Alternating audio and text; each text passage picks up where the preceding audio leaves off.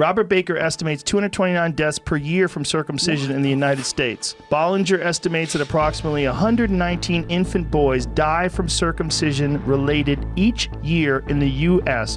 1.3% of all male neonatal deaths from all causes are from circumcision. There are several case reports of death in the medical literature. Yeah, people die all the time from circumcision. We just understand that, folks. This is an elected, unnecessary surgery that you're doing to a baby, and there's no medical reason to do it. If you're an American man, there's an 80% chance that within the first 48 hours of your life, you were taken from your parents, strapped down in a cold, sterile room, while a doctor took a scalpel and cut off a part of your body. No consent, no anesthesia, just you screaming in pain and fear while they did it anyways. Around 80% of men in America are circumcised. And if you're an American man watching this video right now, odds are you are too. No big deal, right? Until you actually stop and think about what that really means. Because if you were circumcised as a baby like most men, you had an invasive, painful, permanent procedure forced upon you, literal genital mutilation, and for what? Because the doctors told you that it's cleaner, healthier, and necessary. And sure, that sounds reasonable, I guess, until you start asking some basic questions. How is it cleaner? How is it healthier? And who decided it was necessary? Because even if your parents 100% believe that they were doing the right thing, no one told them the truth. No one told them that circumcision is a completely unnecessary procedure with zero proven medical benefits. No one told them that they're chopping off a lot of sensitive nerve endings there. And when you chop them off, you will never experience as much pleasure during lovemaking. No one told them that babies feel just as much pain as adults do. And when you put an infant through that much pain and trauma on their first day of life, it damages their psyche forever. No one told them that this is not a thing in Europe, and they've been just fine. No one told them about the lifelong shame of forever being a disfigured man. Or how if you wouldn't force a grown man to get circumcised, why the hell would you do it to a baby? And that if genital mutilation on girls is outright evil, why would you do it on boys? But the worst part is that no one told them that there's an entire shadow industry that makes a fortune off of circumcision. Yes, that is right. That foreskin that they cut off doesn't just end up in the trash. That is super high value baby skin cells. So while baby boys are getting scarred and maimed for life in a first world country, hospitals, beauty companies, and medical labs are making money off of it. And that is just the tip of the phallus. Even though circumcision is marketed as preventative care for baby boys, it could not be further from the truth. And the only reason it's still a thing is because these companies and industries have found a long list of sick ways to profit off of this straight up child abuse. Stay dangerous, and this is the single greatest medical scandal happening in America today, and one lawyer's mission to get it banned for good.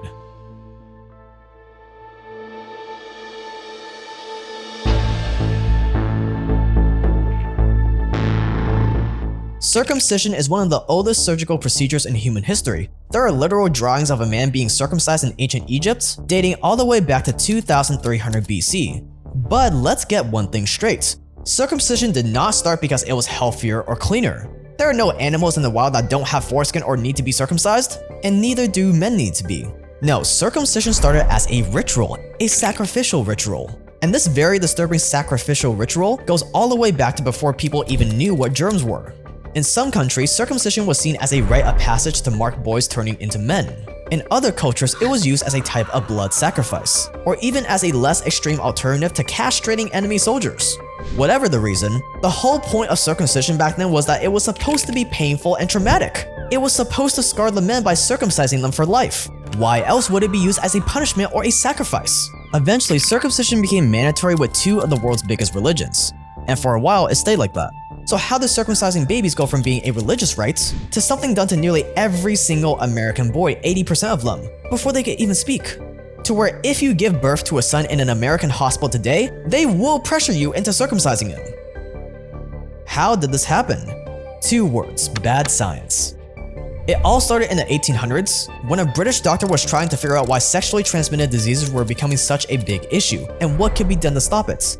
During his research, he happened to notice that Jewish men had lower rates of syphilis than everyone else. So his natural conclusion was, it must be because they're circumcised. No control study, no real proof, just a literal guess made by a doctor in the 1800s. And remember, these were the same guys that thought milk would be a good substitute for blood in a blood transfusion, so they weren't exactly shining examples of medical geniuses.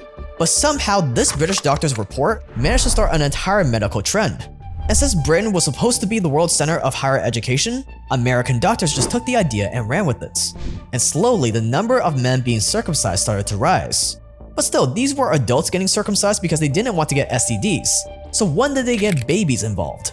Well, this is where things get a lot darker. Because in the late 1800s, an orthopedic surgeon named Louis Cyr got involved in the circumcision craze. And he managed to make it even weirder. See, Louis Cyr, as a brilliant 19th century surgeon, believed that circumcision could cure literally everything. Epilepsy, paralysis, hernias. You name it, he thought that chopping off your foreskin was the answer. But most importantly, he believed that circumcision could stop men from touching themselves. Ah yes, he wanted to force men to stop fapping. And in the 1800s, this was a pretty massive deal, because doctors back then really believed that choking your chicken was the cause of everything from insanity to blindness. And what better way to stop you from flicking your sausage than by permanently mutilating it?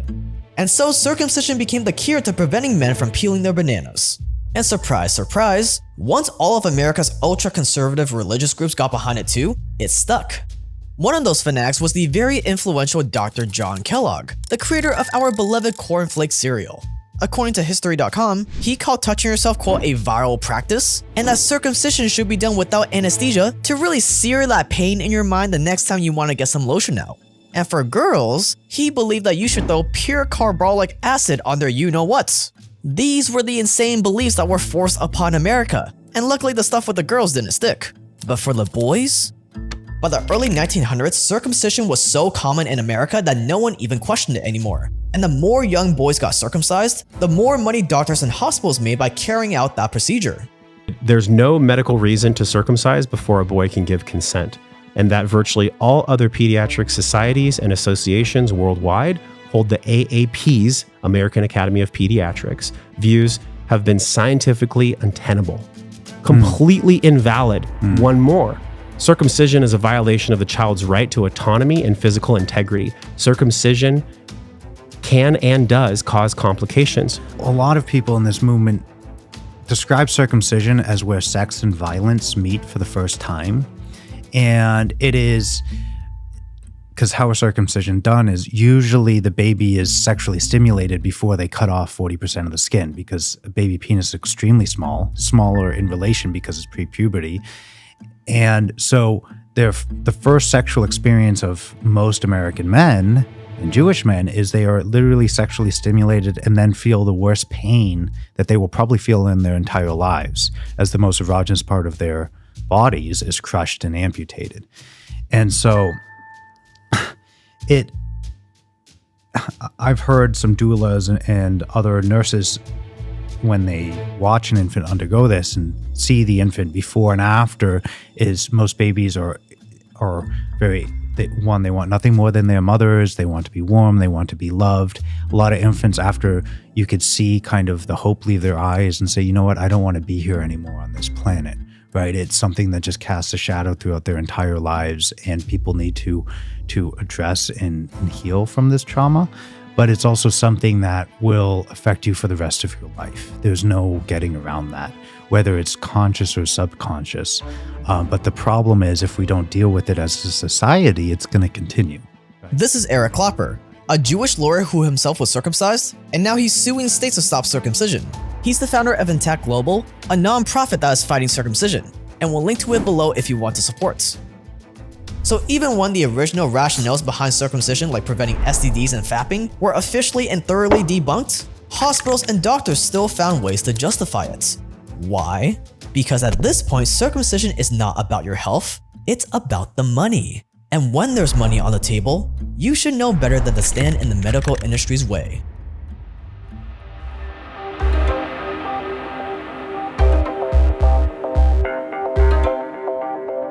Every time a hospital circumcises a baby, they make money. A lot of money. You see, circumcisions aren't free. On average, hospitals charge around $430 per circumcision, and they perform about 1.5 million circumcisions a year. That's already $1.4 billion. But when you add in the hospital stay, surgical mishaps, the fact that circumcised men are 4.5 times more likely to have ED, so they're gonna have to buy ED drugs, that brings the sausage chopping business to $5.6 billion in 2020. And since many circumcisions are carried out without anesthesia, which is already very unethical, along with the fact that they only have to use basic equipment, most of that money hospitals charge is pure profits. Just chop off their schlong and cha-ching. And some doctors are very well aware of this. One physician literally said, "I love doing circumcisions. They make my Mercedes payments." See, after the hospitals take all their fees, a busy physician can make over $53,000 a year just in circumcision money. That's more than most Americans earn in a year. But hospitals aren't going around advertising this. They're not going to be upfront and say, "Circumcise your kid so I can buy a new car." No, instead, when you have a newborn baby, the doctors and nurses at the hospital will pressure you an average of 8 times to circumcise your baby boy. 8 times!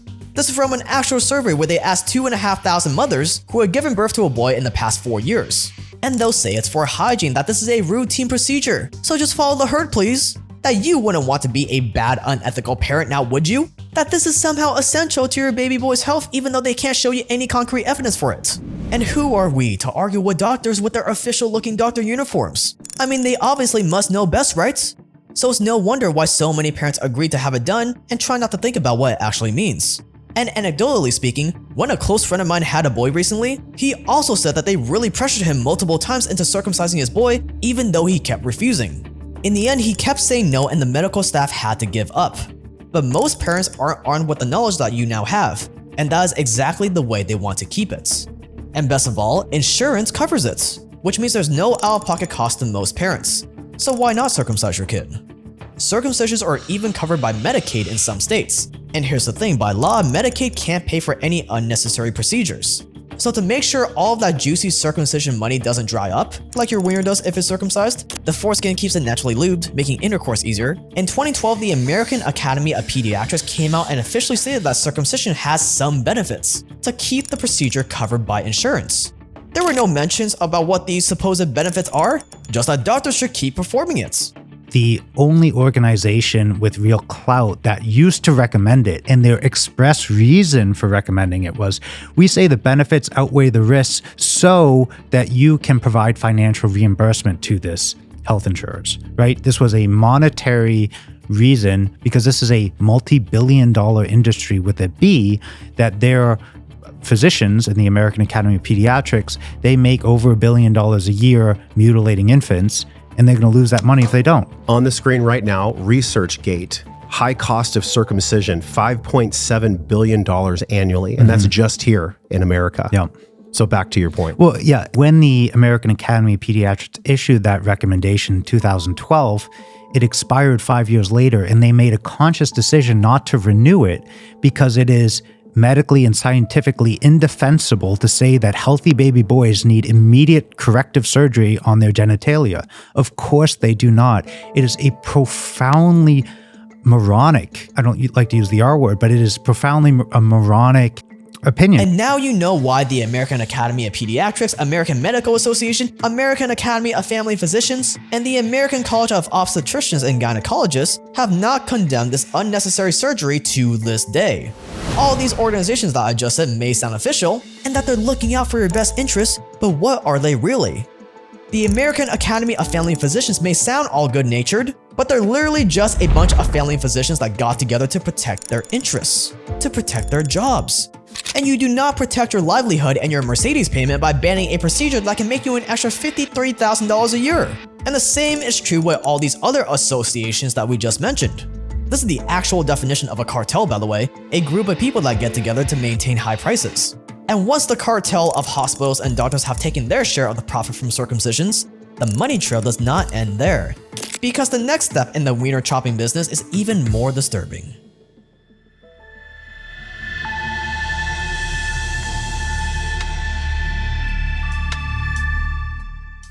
So we call it, I call it the penis facial. I call it the penis facial.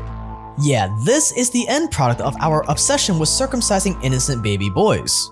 Somewhere out there, a mother held her newly circumcised baby after being led to believe that she was making a responsible medical decision, but what no one told her was that her child's foreskin would be taken, processed in a lab, and sold to the highest bidder. And she definitely has no clue that years later, some A-list celebrities or millionaires will pay $650 to have that foreskin rubbed into her face at a high-end spa. Why would you want a treatment that involves baby foreskin? There are pretty amazing results with the hydrofacial. So some of the things that they promise are results that you would typically expect from like Botox or fillers. So I was really intrigued by a facial that could deliver these amazing results, like it helps with acne, wrinkles, hyperpigmentation. So I thought I'd give it a try. But somehow no one is questioning any of this. Not the people who promote these products to their clients, not the celebrities who use them. No one stops to think about how they actually got these foreskins, or who they got them from. There's, I believe, a spa in New York that charges an exorbitant amount of money for this really atrocity of a child's flesh being sold. Yeah. And how we could see that any different than any other heinous crime is beyond me. And it's not just celebrities. The beauty industry has been quietly using baby foreskin in high-end skincare and anti-aging treatments for years. Back in 2013, Oprah promoted Skin Medica, which was basically a face cream made from the skin cells in baby foreskin. According to them, these cells are amazing at rejuvenating your skin and getting rid of wrinkles. Just don't think too hard about where the ingredients came from. And then there's another company called Vivelta, where they literally inject those baby foreskin cells into people's faces as an alternative to Botox. So many companies are looking to get their hands on baby foreskin cells that one company sells just 1 milliliter of that stuff for $427. But do any of the parents getting their baby circumcised know any of this? Of course not. No one's getting a check in the mail for the contribution their son made to the beauty industry. No one's telling these parents that one day their child's body part will end up on the face of some ultra-rich stranger. They're just signing a form for a procedure that they've been led to believe will help their baby, while the doctors, hospitals, biotech, and beauty companies wait hungrily for their cut of the profits. Researchers and biotech companies need baby foreskin cells to make artificial skin, and a long list of other medical businesses go nuts for these baby cells, which means there's a constant demand for it, pushing doctors to encourage circumcisions even more. And even though circumcision may seem like this thing that babies won't even remember happening to them, that it won't affect them at all once they grow up, that could not be further from the truth. The consequences haunt them for the rest of their lives into adulthood, even if they're not aware of them.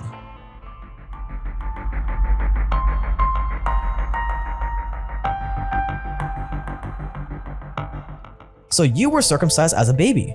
And sure, it sucks to think that you were strapped down and had your body violated less than 24 hours after being born, but at least you don't remember it, right? It's all in the past, no harm done. But that is not really true. Because contrary to what doctors want parents to believe, circumcision can have some nasty side effects that follow you throughout the rest of your life. And one of those side effects is erectile dysfunction. Yeah, ED. Studies show that circumcised men are 4.5 times more likely to experience ED than uncircumcised men. Why? Because the foreskin isn't some useless dirty flap of skin. It's loaded with thousands of nerve endings that you kinda need for things to work properly. It turns out that those old-timey doctors who believe circumcision could cure fapping were not too far off. But don't worry, if you're a circumcised man struggling with ED, you're in luck, because there just so happens to be a convenient solution to all of your problems. One that also totally by coincidence makes big pharma companies billions of dollars. I'm talking of course about ED meds, those little blue pills. Right now, North America uses over 50% of the world's supply of ED medication, even though America makes up only 5% of the global population. And may I remind you again that in America, over 80% of its men are circumcised. But the trauma doesn't end with having ED. Because circumcision is not just a physical thing. No one ever considers the lifelong psychological effect of inflicting so much pain on a baby boy on their very first day of life.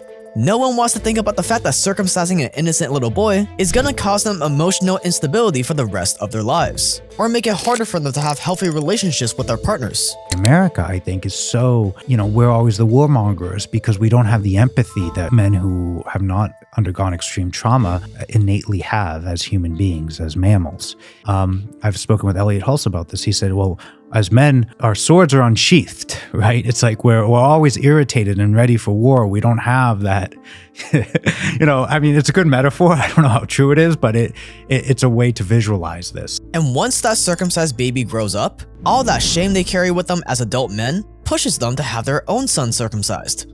And so the cycle continues. Forced circumcision is a profound loss. This is a delusion of normality supported by cultural terminology. Why? So the current generation of circumcised adults doesn't have to face the very unwelcome reality that we have been deprived of an essential human experience, so we deprive our children of that too? to maintain this lie. The worst part of it is that it compels you. It compels you to circumcise your child the same way you are circumcised.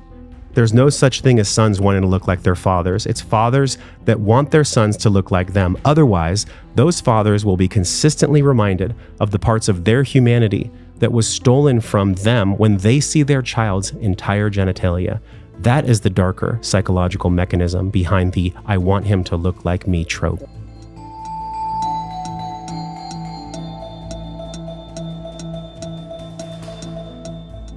So why is this still happening? Well, part of the reason is obviously the money, but the other reason is just plain old human nature. Doctors are still human at the end of the day, and they can fall for the same dogma just as easily as we can. After all, at one point, doctors fought back against this crazy new theory that washing your hands got rid of invisible particles called germs. And they literally ostracized the doctor that came up with this theory to the point where this revolutionary doctor was labeled insane, put into an insane asylum, got beaten by guards, and died 14 days later. It was only after his death that the medical establishment eventually came around to the idea of germs. And you know, washing your hands before performing surgery. And that same human nature is at play today with circumcision. But despite all the doom and gloom, there is a small light at the end of the tunnel. More and more doctors, activists, and regular people are waking up to the fact that this really is evil and useless. And attorney Eric Klopper and his nonprofit Intact Global are fighting back against the medical establishment in full force. Eric just announced a massive lawsuit against the state of Oregon to ban circumcision there altogether. If they're able to win and prove that circumcision is unconstitutional in the state of Oregon, it will be a massive victory. Circumcision will be banned in Oregon, but most importantly, other states will start following suits.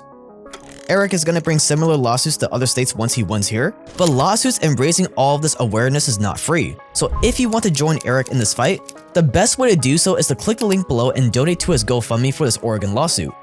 He's already raised $37,000 at the time of recording this video, which is 75% of the way there already, but any money raised over that goal will be used to sue more states. So every dollar counts.